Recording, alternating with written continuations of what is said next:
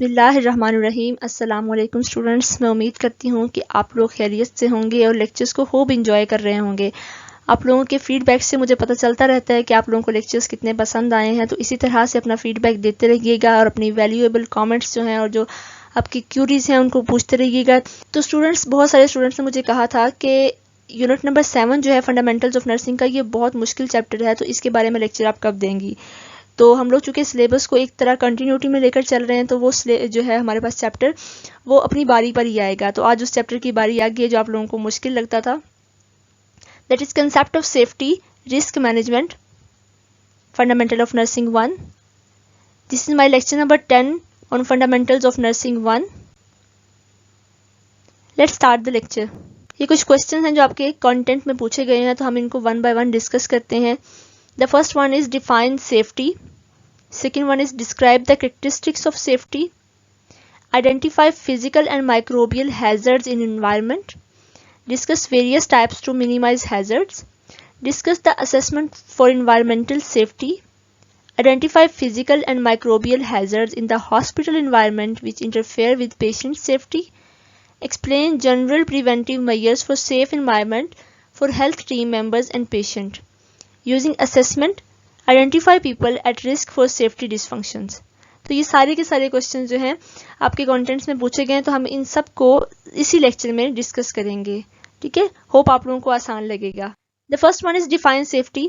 Safety is the state of being safe, the condition of being protected from harm और other non desirable outcomes. Safety can also refer to the control of recognized hazards in order to achieve an acceptable level of safety against risk.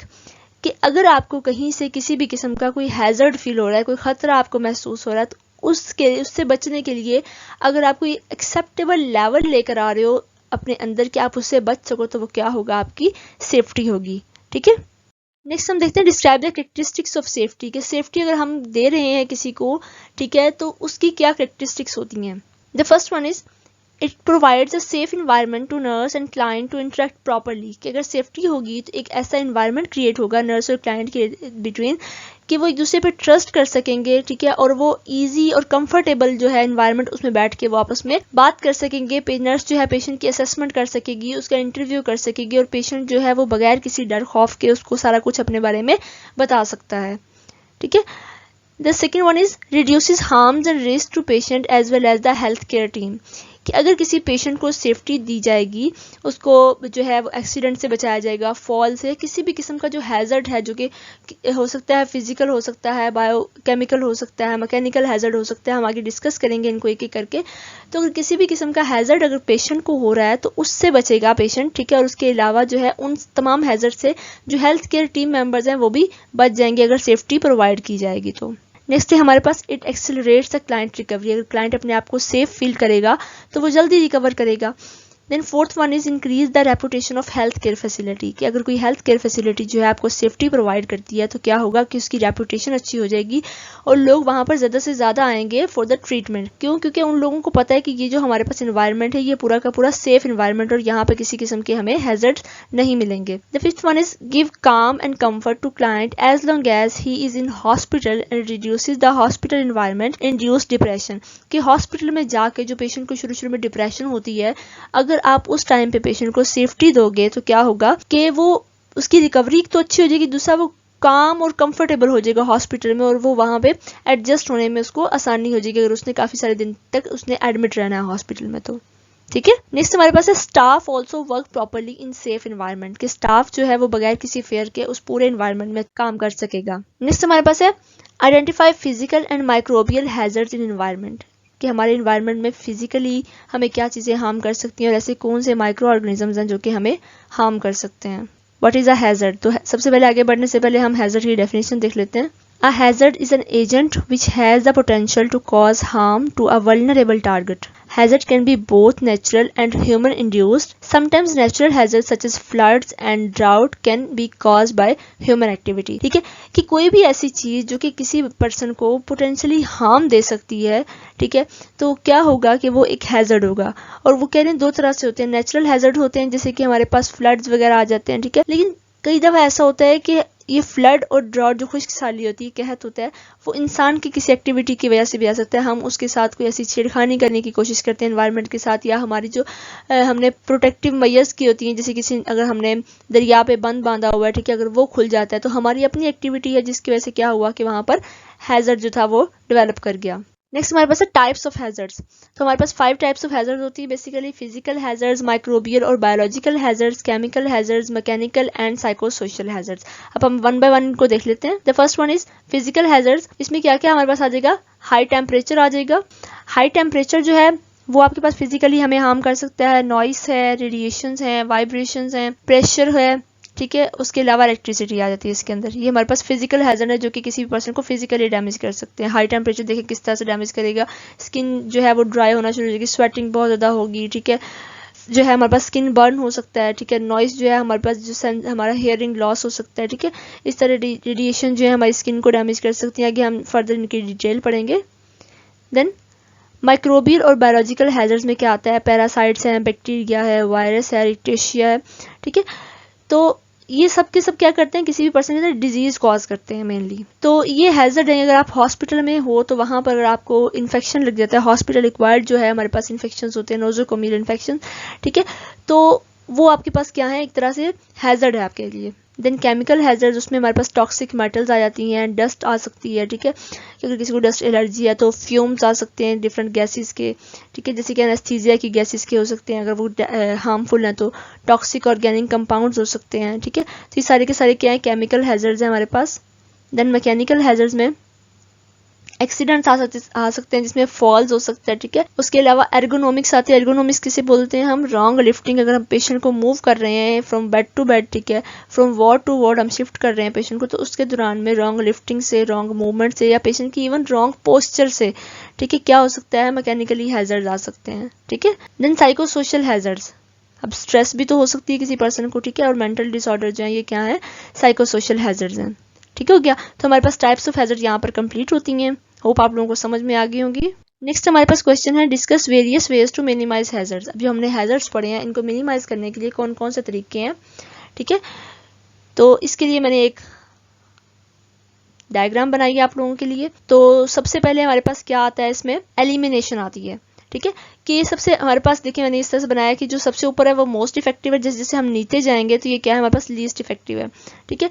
तो elimination में कैसे होगा? अगर हम physically remove कर दें उस हैजर्ड को वहां से तो हैजर्ड नहीं होगा, ठीक है। तो क्या होगा कि किसी किस्म का हार्म नहीं होगा, है ना मजे की बात कि हम उसे गायब कर देंगे, ठीक है। देन सब्स्टिट्यूशन आ जाती है, रिप्लेस द हैजर्ड, कि अगर किसी चीज़ से आपको खतरा महसूस हो रहा है, फॉर एग्जांपल कि अगर जो है हमारे पास फ्लोर पे कारपेट वगैरह है, ठीक है, तो अगर रग्स हमने बिछाए हुए हैं तो वो ऐसे स्लिपरी हैं, तो हम क्या करेंगे? हम उनको रिप्लेस कर देंगे ऐसे रग्स के साथ कि जिनके ऊपर चलने से स्लिपिंग जो है वो कम होने के चांसेस हों, ठीक है। देन इंजीनियरिंग कंट्रोल में क्या आएगा? Isolate people from the hazard, कि हम लोगों को उस हैजर्ड से दूर ले जाएंगे। अगर हम हैजर्ड को दूर नहीं कर सकते तो हम लोगों को वहां से दूर ले जाएंगे। देन एडमिनिस्ट्रेटिव कंट्रोल्स में क्या आएगा? Change the way people work, कि अगर हम किसी मशीनरी को एक वे में इस्तेमाल कर रहे हैं और हमें लग रहा है कि इस तरह से इससे खतरा हो सकता है, फॉर एग्जाम्पल अगर हम देख रहे हैं कि ऑक्सीजन सिलेंडर अगर हमने रखा हुआ है किसी पेशेंट के पास में तो वहाँ पे फायर जो है उसके चांसेस जो है वो बढ़ गए हैं, ठीक है। तो हम क्या करेंगे? हम एक क्लोज जो है वायरिंग सिस्टम बनाएंगे जिसके थ्रू ऑक्सीजन जो है वो पेशेंट तक पहुँचेगी, वो डायरेक्ट कॉन्टैक्ट में नहीं होगी और उससे जो है आग लगने के चांसेस भी कम हो जाएंगे। तो हमने क्या किया? हमने change the way people work कर दिया। Then PPE that is stand for personal protective equipment. आप लोगों ने बहुत दफ़ा सुना होगा कि आप जो है PPE को इस्तेमाल करें अगर आप हॉस्पिटल सेटिंग में जा रहे हैं तो, ठीक है। तो इसके अंदर हमारे पास क्या आता है? हमारे पास मास्क आ जाता है, ग्लासेस आ जाते हैं, हमारे पास गाउन आ जाता है, ठीक है, शू कवर आ जाते हैं, कैप आ जाती है, ग्लव्स आ जाते हैं, वो सब सारी चीज़ें आ जाती हैं जो कि आपको प्रोटेक्ट कर रही हैं इस चीज़ से कि अगर आपके इन्वायरमेंट में पेशेंट को किसी को इन्फेक्शन है, अगर आप एक पेशेंट से दूसरे पेशेंट में मूव करके जा रहे हैं तो अगर आप एक के जर्म्स लेके अपने हाथों पे दूसरे पेशेंट को जाके चेक आउट करेंगे तो क्या होगा कि जर्म्स ट्रांसफर हो जाएंगे, ठीक है। लेकिन अगर आपने एक पेशेंट पे एक ग्लव्स इस्तेमाल किए, आपने उसको चेक किया और वो ग्लव्स आपने डिस्पोज कर दिए, ठीक है, उसके बाद आपने नए ग्लव्स पहन के सेकंड पेशेंट के पास आप गए हैं तो उसको जब आप इस तरह से देख रहे हैं तो इस तरह से इन्फेक्शन जो स्प्रेड है उसके चांसेस कम हो जाएंगे, ठीक है। तो ये आप लोगों को समझ आ गया। अब हम आगे चलते हैं। Discuss the assessment for environmental safety, कि आप अपने इन्वायरमेंट को देख के आप as a health care professional आप चेक करें कि आपके इन्वायरमेंट में कहीं पर किसी किस्म का कोई हैजर्ड तो नहीं है। आपने उस इन्वायरमेंट को सेफ बनाना है अपने क्लाइंट्स के लिए, ठीक है। तो हम किस तरह से इसकी असेसमेंट करते हैं, हम आइडेंटिफाई ऑल हैजर्ड, जिसमें बायोलॉजिकल हम पीछे पढ़ चुके हैं, फिजिकल एंड केमिकल हैजर्ड हम चेक करते हैं कि हमारे इन्वायरमेंट में कहीं कोई ऐसा हैजर्ड मौजूद तो नहीं है जिससे लोगों को मसला हो सकता है। Then determine who might be harmed and how. अब हु माइट बी हार्म्ड का मतलब क्या है कि कौन इससे इफेक्ट होगा, आइदर पेशेंट इफेक्ट होगा, either health care professional effect होगा, आइदर जो विजिटर्स आ रहे हैं पेशेंट को देखने के लिए वो, ठीक है। तो हमने देखना है कि कौन जो है उनसे इफेक्ट होगा और किस तरह से इफेक्ट होगा, मतलब वो गिर जाएगा, उसका एक्सीडेंट हो जाएगा, उसको इलेक्ट्रिसिटी करंट लग जाएगा, ठीक है। तो हमने देखना है पूरी तरह से कि किस तरह से वो इफेक्ट होगा, पेशेंट इफेक्ट होगा, चिल्ड्रन या फिर ओल्डर एडल्ट, किस तरह से कौन कौन इफेक्ट हो सकता है। नेक्स्ट हमारे पास है assess vulnerability of people present in the environment. अब आप देखेंगे आपके एनवायरनमेंट में कितने लोग हैं जो वल्नरेबल हैं। अब वल्नरेबल क्या होता है, वो पर्सन जिसको जो है वो रिस्क ज़्यादा होता है। जैसे अगर हम देख लें किसी घर के अंदर एक वल्नरेबल पर्सन कौन होते हैं, छोटे बच्चे होते हैं, ठीक है, या जो ओल्डर एडल्ट होते हैं जो कि खुद से मूव नहीं कर सकते हैं किसी की असिस्टेंस के बगैर, ठीक है। तो वो लोग ज़्यादा वल्नरेबल होते हैं क्योंकि उनको पता नहीं होता कि उन चीज़ों को हैंडल किस तरह से करना है बच्चों को, ठीक है। लेकिन अगर कोई बड़ा है तो उसको हैंडल करना आता भी है, लेकिन उसकी चूंकि एज फैक्टर आ गया तो उसकी वजह से उसके अंदर वो कोऑर्डिनेशन नहीं रहेगी मूवमेंट के अंदर, ठीक है। तो उससे उसको हैजर्ड्स हो सकते हैं। तो हमने वल्नरेबिलिटी चेक करनी है। नेक्स्ट हमारे पास है evaluate each risk and decide how to combat them. हमने रिस्क देखने हैं और हमने उनसे कम्बैट किस तरह करना है वो हमने चेक करना है। Make decision and perform specific interventions to combat, ठीक है। हमने उसके लिए जो है डिसीजन बनाना है कि हम उनको किस तरह से दूर करें। फॉर एग्जांपल अगर स्विच प्लेट्स हमने लगाई हुई है, छोटे बच्चे घर में हैं, तो हम क्या करेंगे, हम इस तरह की स्विच प्लेट लगाएंगे कि बच्चे उनके अंदर अपनी उंगली वगैरह जो है वो नहीं डाल सकते, या हम जो है उनको थोड़ा सा ऊंचा करके लगाएंगे कि बच्चों के वहां तक हाथ ही ना पहुंच सके, ठीक है। देन है रिकॉर्ड योर फाइंडिंग्स, कि आपको अगर अपनी हॉस्पिटल सेटिंग में कुछ इस तरह की चीज़ें मिली हैं या आपको घर की सेटिंग में मिली हैं तो आप उनको रिकॉर्ड कर लेंगे। देन है रिव्यू द रिस्क असेसमेंट। आप फिर से जो है आपने जब सब कुछ इंटरवेंशन कर ली हुई है, आप उसके बाद उसको एक दफ़ा से रिव्यू कर लें कि कहीं पे मेरे से कोई कमी कोताही रह तो नहीं गई है, ठीक है। तो हमने क्या किया, हमने एनवायरमेंटल सेफ्टी के लिए हमने असेसमेंट जो है वो कर ली हुई है। अब हम नेक्स्ट चलते हैं। Identify physical and microbial hazard in the hospital environment which interferes with patient safety, कि पेशेंट की सेफ्टी के साथ कौन कौन से जो है हमारे पास हैजर्ड आ सकते हैं। इसमें फिजिकल और माइक्रोबियल चूंकि डिटेल में पूछे थे आपके कंटेंट में, तो मैंने इन्हीं दोनों को डिस्कस किया है, ठीक है। तो सबसे पहले हम फिजिकल हैजर्ड देख लेते हैं। हाई टेम्परेचर, जब बॉडी का टेम्परेचर रेज करता है तो क्या होता है, हमारी बॉडी में वेजोडाइलेटेशन होती है। वेजोडाइलेटेशन का मतलब होता है कि हमारी जो वेसल्स हैं वो सुपरफिशियल मूव करती हैं हमारी स्किन पे और वो डायलेट कर जाती हैं, ठीक है। देन हमारी बॉडी का बीपी जो है वो डिक्रीज कर जाता है, ठीक है। जब बीपी डिक्रीज करेगा पूरी बॉडी के अंदर तो क्या होगा कि अल्टीमेटली ब्रेन को जो है ब्लड फ्लो वो भी कम जाएगा, जिसकी वजह से सिनकोप या फेंटिंग होने के चांसेस जो है पेशेंट में बढ़ जाते हैं। अब जब फेंटिंग के चांसेस बढ़ते हैं तो हमें नहीं पता कि जिस वक्त फेंट हुआ है पेशेंट, वो खड़ा हुआ है, वो बैठा हुआ है, वो किसी ऐसी चीज़ के पास खड़ा है जहाँ से वो गिरेगा तो उसके सर पर चोट लगेगी, या कोई ऐसी नोकीली चीज़ पड़ी है वहाँ पर जो कि उसके सर में लग सकती है, ठीक है। तो हमने ये सारी चीज़ें जो है मेंटेन करनी है और हाई टेम्परेचर से उसको बचाना है।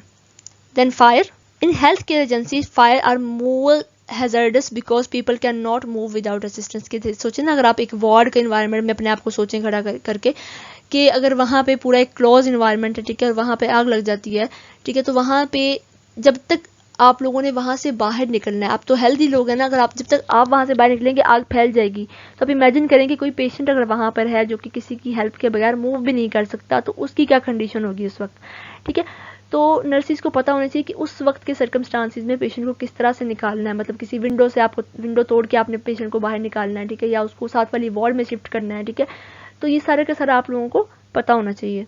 Then falls, people of any age can fall, most specifically children and older adults become the victim of accident due to falls. In hospital setting, patients usually cannot move without assistance. That's why there are more risk for falls. ठीक है, कि अगर patient जो अपने bed से move भी नहीं कर सकता, अगर वो किसी हेल्थ केयर प्रोफेशनल को आवाज़ दे रहा है कि मुझे जो है मुझे वॉशरूम जाना है या मुझे कहीं बाहर जाना है, मुझे वॉक करनी है, या अपने किसी जो है वो विजिटर है उसको कह रहा है, तो अगर वो लोग वहाँ पर अवेलेबल नहीं है, पेशेंट खुद से कोशिश करता है उठने की, तो वो क्या होगा, वहाँ पर गिर भी सकता है, ठीक है। तो हॉस्पिटल सेटिंग में हमें इन चीज़ों का बहुत ज़्यादा ख्याल रखना चाहिए कि पेशेंट जो है वो खुद से मूव ना करे, और वहाँ पर हॉस्पिटल में कोई ऐसी स्लिपरी जो है हमारे पास सरफेस ना हो जहाँ से पेशेंट के गिरने के चांसेस हों। देन इम्प्रॉपर पोजीशनिंग, ठीक है, इम्प्रॉपर पोजीशनिंग का मतलब होता है कि पेशेंट के लिए एक रेकमेंडेड पोजीशन जो है डॉक्टर ने फिजिशियन ने बता दी होती है, तो हमने पेशेंट को उसी पोजीशन में रखना है, जैसे कि सेमी फाउलर पोजीशन है या फिर सुपाइन पोजीशन। तो सुपाइन पोजीशन, उसके अलावा प्रोन पोजीशन जो है, पेशेंट उल्टा लेटा हुआ है, ठीक है, तो वो पोजीशन जो अगर आप इम्प्रॉपर रखेंगे, पेशेंट को उस पोजीशन में नहीं लिटाया जो कि रेकमेंडेड है, तो क्या होगा कि पेशेंट को स्किन डैमेज या बैड सोर वगैरह हो सकता है, ठीक है। देन सफोकेशन, कि अगर पेशेंट की ब्रीदिंग जो है वो इंटरप्ट हो गई है, ठीक है, उसको आपने ऑक्सीजन मास्क लगाया है, तो वहाँ पे जो है उसको प्रॉपर ऑक्सीजन नहीं मिल रही है, ऑक्सीजन की जो आपके पास पर मिनट जो है उसको जा रही है कंसंट्रेशन, ठीक है, वो कम जा रही है, तो क्या होगा कि पेशेंट को सफोकेशन होनी शुरू हो जाएगी। और मोर स्पेसिफिकली ये उन लोगों में होगा जो कि मैकेनिकल वेंटिलेटर पे आईसीयू में है पेशेंट, ठीक है, क्योंकि वहाँ पे आपके पॉइंट्स में भी गलती हो जाती है ना आपसे, तो क्या होगा कि पेशेंट को सफोकेशन हो सकती है। देन नॉइस आ जाता है कि अगर आप ज़्यादा आवाज़ सुनते हैं तो क्या होगा कि हियरिंग डैमेज हो सकता है आपको, ठीक है। देन रेडिएशन में आ सकता है कि अगर आप जो हमारे पास डायग्नोस्टिक प्रोसीजर जैसे कि एक्सरेज वगैरह हैं, अल्ट्रासाउंड्स हैं, ठीक है, अगर बहुत ज़्यादा एक्सेसिवली किए जाएं तो क्या होगा कि पेशेंट को इससे इरिटेशन हो सकती है, स्किन डैमेज हो सकता है, स्किन ब्रेक डाउन हो सकता है, ठीक है। उसके अलावा जो रेडियोथेरेपी की रेडिएशंस होती हैं ये बहुत हार्मफुल होती हैं, तो मोर स्पेसिफिकली इसके साथ जो है पेशेंट को स्किन डैमेज, एक्ने वगैरह जो है वो होता है, ठीक है। देन इलेक्ट्रिसिटी आ जाती है कि अगर किसी को शॉक लग जाए, ठीक है, इलेक्ट्रिकल शॉक लग जाए तो क्या होता है, वो भी बहुत हार्मफुल होता है और सडन जो है हमारी डेथ भी हो सकती है एट द पॉइंट, ठीक है। तो हमने क्या करना है कि जो हमारी वायर्स हैं उन सबको हमने अंडरग्राउंड रखना है ताकि पेशेंट जो है वो हम उसके लिए नुकसानदेह ना हो। देन अर्गोनॉमिक हैजर्ड्स आते हैं, तो ये मैंने आपको पहले बताया था कि रॉन्ग लिफ्टिंग है, रॉन्ग मूवमेंट है एंड रॉन्ग पोस्चर जो है वो, ये सब कुछ इसके अंदर आता है। तो ये थे आप लोगों के सारे फिजिकल हैजर्ड्स, ठीक है, हॉस्पिटल एनवायरनमेंट में। अब हमने जो है माइक्रोबियल हैजर्ड्स पढ़ने हैं, तो चलिए उन पे चलते हैं। माइक्रोबियल हैजर्ड्स में आते हैं हमारे पास पैरासाइट्स हैं, बैक्टीरिया है, वायरस है, रिकेट्शिया है, ठीक है। तो ये क्या करते हैं, they all become a source of different kinds of infection in patients, ठीक है। अगर एक पेशेंट से दूसरे पेशेंट में स्प्रेड कर रहे हैं तो क्या होगा कि हॉस्पिटल एक्वायर्ड इन्फेक्शन हो जाएगा उन लोगों में, ठीक है। तो आपने क्या करना है कि आपने इन चीजों से बचना है। उसके बाद क्या आता है, they spread in health care agencies when safety precautions and infection control method. Safety precautions क्या है, जो मैंने आपको बताई थी, पर्सनल प्रोटेक्टिव इक्विपमेंट, ठीक है, अगर आप उसको यूज नहीं कर रहे हैं। और इन्फेक्शन कंट्रोल मेथड का मतलब क्या होता है कि अगर आप जो सिरिंजेस यूज कर रहे हैं उनको डिस्पोज नहीं कर रहे हैं, या आप जो ग्लव्स यूज कर रहे हैं, ठीक है, वो अपने वैसे ही फेंके हुए हैं, तो उससे क्या होगा कि इन्फेक्शन जो है वो स्प्रेड कर सकता है, ठीक हो गया। तो हमारे पास ये क्या हो गए, माइक्रोबियल हैजर्ड। तो हमारा ये क्वेश्चन यहाँ पर कंप्लीट होता है।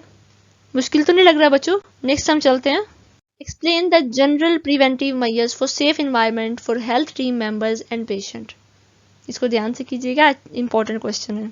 अच्छा जी, सबसे पहले हमारे पास फिजिकल हैजर्ड्स हैं, उनसे बचने के लिए हमने क्या क्या करना है। Properly cleaning and maintaining floors, सबसे ज़्यादा इंपॉर्टेंट, जो पेशेंट को फॉल्स करा सकता है पेशेंट के अंदर, ठीक है, गिर सकता है पेशेंट, तो उनसे हमने बचना है। हमने फ्लोर्स मेंटेन करने हैं, वहाँ पे जो है हमने वेट मोपिंग बार बार नहीं करनी कि सरफेस स्लिपरी हो जाए, ठीक है। Then reporting leaks and spills, कहीं से लीक हो रहे हैं तो हमने उसको रिपोर्ट करना है। देन स्टोरिंग सिलेंडर्स अपराइट, अगर ऑक्सीजन सिलेंडर हम यूज़ कर रहे हैं तो हमने उनको अपराइट पोजीशन में रखना है, ठीक है। Storing flammable in approved close containers, कि हमारे पास जो फ्लेमेबल चीज़ें हैं, जैसे कि हॉस्पिटल सेटिंग में हमारे पास जो स्पिरिट होता है वो हाईली फ्लेमेबल होता है, तो हमने क्या करना है, हमने उसको क्लोज कंटेनर में रखना है, ठीक है। Wearing proper personal protective equipment, जैसे कि हेयर प्रोटेक्शन वेयर नेसेसरी, ठीक है, जैसे ग्लव्स पहनने आपने, मास्क पहनने आपने, शू कवर आपने लेना है, आपने गाउन पहनना है, जहाँ पर जिस चीज़ की ज़रूरत है आपने उसको यूज़ करना है। Maintaining electrical equipment according to manufacturer and company standards, electrical equipment को आपने उस तरह से मैनेज करना है कि वहाँ से किसी भी किस्म का इलेक्ट्रिसिटी शॉक जो है उसका रिस्क ना रहे। नेक्स्ट है regularly inspect tools, cords, grounds and accessories, कि जो आप टूल्स इस्तेमाल कर रहे हैं पेशेंट को चेकआउट करने के लिए, ठीक है, आप जो कॉर्ड्स इस्तेमाल कर रहे हैं, आपकी जो पाइपलाइंस आ रही हैं, अगर आप गैस यूज़ कर रहे हैं, ऑक्सीजन गैस वगैरह, ठीक है, उसकी जो पाइपिंग है, उसके अलावा जो अंडरग्राउंड आपने वायर्स लगाई हैं आप उनको चेक करें, ठीक है। एसेसरीज जितनी भी आप यूज़ कर रहे हैं पेशेंट के लिए, आप उनको रीचेक करें कि क्या इनसे इन्फेक्शन तो नहीं स्प्रेड कर सकता। Then locking and tagging out power sources and switches when servicing और रिपेयरिंग मैकेनिकल इक्विपमेंट, कि अगर आप मैकेनिकल इक्विपमेंट को यूज़ कर रहे हैं, ठीक है, तो आपने उसके स्विच जो है उसको रिमूव करके आपने उसको चेक करना है। ऐसा नहीं हो कि आप उसका स्विच लगा हुआ है और आप उसको चेक कर रहे हैं और अगर उससे शॉक लग जाता है, ठीक है, तो ये आपकी जान को खतरा है, तो आपने अपनी प्रोटेक्शन भी है साथ साथ करनी है, ठीक है। Then learning to recognise and treat the signs of heat stress and drinking plenty of water. ठीक है, कि अगर किसी पेशेंट में हीट स्ट्रेस उसको डेवलप कर रही है, बहुत ज़्यादा स्वेटिंग उसको हो रही है, ठीक है, और जो है पेशेंट जो है फेंटिंग की तरफ जा रहा है, तो आपने क्या करना है, आपने उसको रिकग्नाइज करना है और ट्रीट करना है आपने उसको। Not entering restricted radiation areas unless trend and authorised. ठीक है, आपने पेशेंट को भी बताना है कि आपने किसी ऐसे एरिया में नहीं जाना जहाँ पे रेडिएशन ज़्यादा है। ठीक है, और आपने खुद भी जो है बगैर किसी पर्सनल प्रोटेक्टिव इक्विपमेंट के वहाँ तक नहीं जाना है। इससे क्या होगा कि आपकी सेफ्टी हो जाएगी। Then treating and interviewing aggressive patient in relatively open areas, कि अगर कोई एग्रेसिव पेशेंट है तो उसको आपने क्लोज सेटिंग में कभी भी आपने चेक नहीं करना, उसकी असेसमेंट नहीं करनी। ऐसा ना हो कि वो कोई चीज़ उठा के आपके सर में मारे। ठीक है, आपने एक ओपन इन्वायरमेंट में जहाँ पे आपके पास किसी जगह पे बचने के चांसेस हो, आप भाग के अपनी जान बचा सकें। ठीक है, अग्रेसिव पेशेंट जो है उनका इंटरव्यू आपने इस तरह से करना है। ठीक है, तो इससे क्या होगा कि आप जो है फिजिकली सेफ हो जाएंगे, और जो ऊपर वाली जितनी भी हम पढ़ कर आए हैं इंटरवेंशन, उनसे क्या होगा कि पेशेंट जो है वो भी सेफ हो जाएंगे। ठीक है, रिपोर्टिंग ऑल असॉल्ट्स और थ्रेट्स टू सुपरवाइजर और मैनेजर। ठीक है, कि आपने जितनी भी असॉल्ट आ रही हैं या थ्रेट है, जहाँ पर भी कोई खतरा है, जहाँ डैमेज हुआ हुआ है, ठीक है, तो अगर कोई चीज़ ख़राब होगी तो आपने उस सब के बारे में किसको बताना है, सुपरवाइज़र या मैनेजर या जो आपकी हेड नर्स है वार्ड की, आपने उनको बता देना है। ठीक हो गया। नेक्स्ट हमारे पास है to prevent from microbial agents. तो उनसे हम कैसे बचेंगे, हम देखते हैं। Keep hazardous agents labelled properly, कि अगर कोई हमारे पास एजेंट ऐसे हैं जो कि नुकसानदेह हो सकते हैं, तो हमने उनको प्रॉपरली लेबल करके रखना है। अगर हमने किसी की सैम्पलिंग की है तो हमने उसको प्रॉपरली लेबल करना है। Avoid eating around hazardous agent, कि अगर आपके पास कहीं पर कोई ऐसे एजेंट्स हैं आपके पास, ठीक है, आपके पास कोई सरिंजेस पड़ी हैं, डिस्पोज आपके पास जो है, आपके पास नीडल्स हैं, ठीक है, या आपके पास ड्रिप्स पड़ी हुई हैं, या आपके पास IV लाइन्स पड़ी हुई, कोई भी ऐसी चीज़ है जो कि नुकसानदेह हो सकती है, वहाँ पर उसके पास आपने खाना वगैरह कोई चीज़ इस तरह की नहीं खानी है। Wear proper personal protective equipment including respirators where necessary, कि अपने मास्क वगैरह और जो भी आपके PPE इक्विपमेंट्स हैं जिनको हम 2 दफ़ा बता चुके हैं। ठीक है, तो आपने उनको क्या करना है कि उनको आपने इस्तेमाल करना है।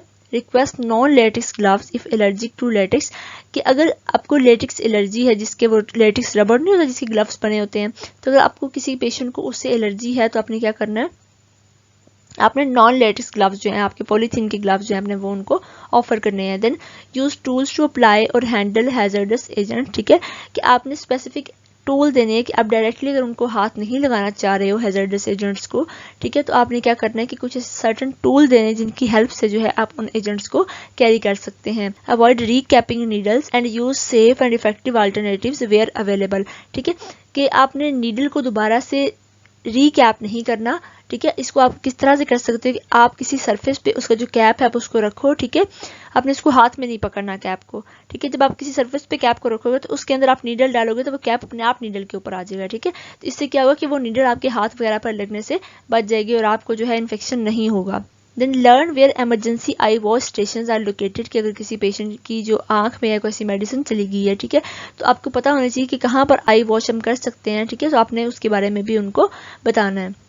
Then dispose of hazardous agents in proper container, कि आपने जो डिस्पोज करनी है चीज़ें उनको प्रॉपर उनके कंटेनर में आपने डालना है। आप हॉस्पिटल में देखते होंगे, हॉस्पिटल सेटिंग में अगर आप गए हैं, कि वहाँ पर डिफरेंट कलर्स की आपके पास बास्केट्स होती हैं, कंटेनर्स होते हैं, जिसमें आपने स्पेसिफिक किस्म का जो आपने मटेरियल है उसको डिस्पोज करना होता है। कि जिस तरह आपके पास येलो बकेट है तो आपने उसके अंदर क्या करना होता है, आपने उसमें जो है सिरिंजेस और आपने जो ड्रिप्स होती हैं उनको काट कर डालना होता है। तो इस तरह से जहाँ जहाँ पे हैजर्डस एजेंट्स को हमने रखना है, हमें उनकी जगह पर रखना चाहिए। ठीक है, जैसे हम सिरिंज जो है उसको कटर से नीडल को हम सिरिंज के काट देते हैं। ठीक है, ताकि वो जो है नीडल किसी के लिए हार्मफुल ना हो सके। Using assessment identify people at risk for safety dysfunction, कि अपने असेसमेंट को यूज़ करते हुए उन लोगों को आइडेंटिफाई करना है जो कि रिस्क पर हैं। सबसे पहले हम क्या करेंगे, assessing clients eight risk for accident and injury involves noting pertinent indicators in nursing history and physical examination. हमने क्लाइंट से उसकी हिस्ट्री लेनी है और हम फिजिकली उसका एग्जामिनेशन करके हम बता सकते हैं कि क्लाइंट की एज क्या है। ठीक है, वो वल्नरेबल है या नहीं है। ठीक है, और अगर वो वल्नरेबल है तो किस किस्म का एक्सीडेंट उसको फेस करना पड़ेगा, किस किस्म का हैजर्ड उसको जो है उसका सामना करना पड़ेगा। देन है using specific developed risk assessment tools. हम रिस्क असेसमेंट टूल्स को देखेंगे आगे, हम इसको डिस्क्राइब करते हैं।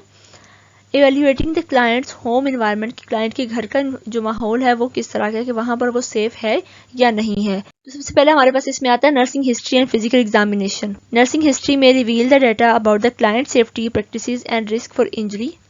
Data including age and developmental level, किस लेवल पे वो एडल्ट है, वो चाइल्ड है या वो ओल्डर एडल्ट है। General health status, mobility status, presence और एब्सेंस ऑफ फिजियोलॉजिकल और perceptual deficit such as olfactory, visual, tactile, taste और अदर सेंसरी इंपेयरमेंट। आपने चेक करना है कि कहीं उस जो क्लाइंट है आपका उसको हेयरिंग इंपेयरमेंट तो नहीं है, ठीक है, क्योंकि अगर हेयरिंग इंपेयरमेंट है उसको तो उसके लिए नॉइस जो है वो क्या होगा, हैजर्डस होगा, ठीक है। और अगर कोई पेशेंट जो है वो फिजियोलॉजिकली ठीक नहीं है, डेफिसिट है उसका, या उसकी हेल्थ जो है वो डाउन जा रही है, तो क्या होगा कि उसको गिरने के चांसेस हैं, ठीक है, ज़्यादा।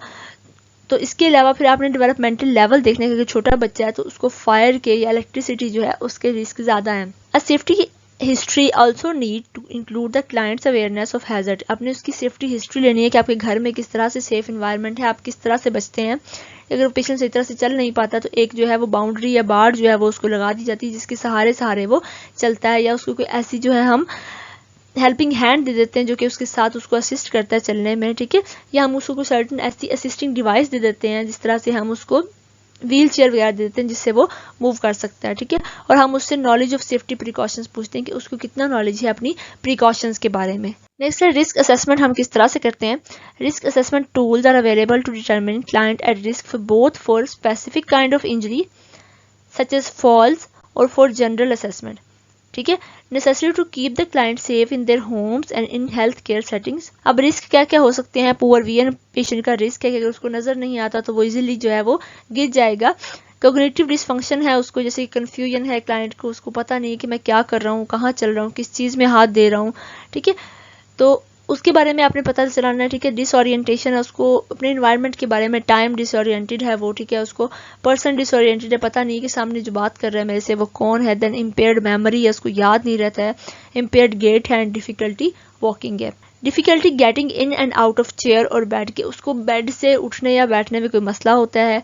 ऑर्थोस्टैटिक हाइपोटेंशन क्या होती है कि अगर क्लाइंट जो है वो अपनी पोजीशन चेंज कर रहा है, तो जैसे वो बैठा हुआ है तो बैठे हुए से खड़ा हुआ है वो, तो 5-10 मिनट के अंदर उसका बीपी जो है वो डाउन करता है, क्योंकि ब्लड की पुलिंग हो जाती है हमारी लोअर लेग्स में, ठीक है, तो उसकी वजह से बीपी कम होता है, तो उसे हम ऑर्थोस्टैटिक हाइपोटेंशन बोलते हैं। इसकी वजह से पेशेंट में फेंटिंग का चांस होता है क्योंकि ब्रेन की तरफ ब्लड फ्लो जो है वो कम हुआ होता है, ठीक है। देन यूरिनरी फ्रीक्वेंसी, कि अगर उसको बार बार वॉशरूम जाना पड़ता है तो क्या होता है, इसमें फॉल के चांसेस उसके ज़्यादा हैं। देन वीकनेस फ्रॉम डिजीज़, कि अगर कोई डिजीज़ की है उसको, ठीक है, अंडरलाइंग डिजीज़, तो उसकी वजह से उसको वीकनेस हो जाती है जिसमें वो चलने फिरने में उसको प्रॉब्लम होगा, ठीक है। तो ये सारे के सारे रिस्क जो है हमने असेस करने हैं कि उसको अपने इन्वायरमेंट में किन किन जो है रिस्क उनका सामना करना पड़ता है, ठीक है। नेक्स्ट हमारे पास है होम हैजर्डस अप्रेजल, कि हमने उसके घर में देखना है किस तरह के उसको हैजर्ड फेस करने पड़ते हैं। Hazard in home are major causes of falls, fires, poisoning, suffocation, कि घर में जो है उसको फॉल के, फायर्स के, पॉइजनिंग के बच्चे अगर है तो, ठीक है, सफोकेशन के, and other accidents such as those caused by improper use of household equipment, जैसे मशीनरी वगैरह, फैन वगैरह, ठीक है, टूल्स हो गए हमारे पास, ड्रिल मशीन वगैरह, इस तरह की चीज़ें अगर कोई इस्तेमाल कर रहा है, ठीक है, एंड कुकिंग यूटेंसिल जैसे कि ओवन वगैरह, ठीक है, अगर उनको हम इस्तेमाल कर रहे हैं उनसे कोई अगर खतरा है तो वो हमने चेक करना है, ठीक हो गया। तो स्टूडेंट्स हमने अपना 7th chapter safety management and risk management जो है हमने अच्छे से कंप्लीट कर लिया। होप आप लोगों को बहुत अच्छी समझ आई होगी। अगर आपको कोई क्यूरी चैप्टर के रिगार्डिंग अगर रह जाती है तो आप जो है उसको कमेंट सेक्शन में मुझसे पूछ सकते हैं। मैं पूरी कोशिश करूँगी कि आपकी क्यूरीज को दूर करूँ। इसी तरह से पूरे कोर्स को मेरे साथ लेके चलिएगा, मेरे साथ रहिएगा, पढ़ते रहिएगा और अपना टाइम कभी भी वेस्ट नहीं कीजिएगा, क्योंकि अगर आप एक्स्ट्रा ऑर्डिनरी काम करेंगे तभी आपको एक्स्ट्रा ऑर्डिनरी सक्सेस मिलेगी।